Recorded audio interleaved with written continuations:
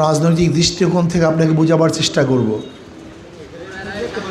ইসলামী দৃষ্টিকোণ থেকে একজন মুসলমান ইসলামের বাহিরে যাওয়ার কোনো সুযোগ নেই। কি কথা বলেন না কেন? ধরে নেন আমি একজন মুসলমানের কাছে প্রশ্ন করছি, তুমি কি ইসলাম চাও? সে কি বলবে? যদি বলে চাই না, ভেসাল আছে নাকি ভাই? যদি একজন মুসলমানকে আমি প্রশ্ন করি তুমি কোরআন ও সুন্নাহ চাও কি চাও না, সে কি বলবে? যদি বলি চাই না। কি কথা বলেন না কেন? ভেজাল আছে। যদি আমি একজন মুসলমানকে প্রশ্ন করি তুমি আল্লাহর নবীকে নেতা মানো কি মানো না, সে কি বলবে? যদি বলে মানি না। ভেজাল আছে। তো একজন মুসলমান তো ইসলামের বাইরে যাওয়ার কোনো সুযোগই নেই।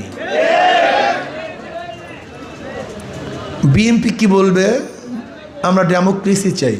কি চাই ভাই? ডেমোক্রেসি মানে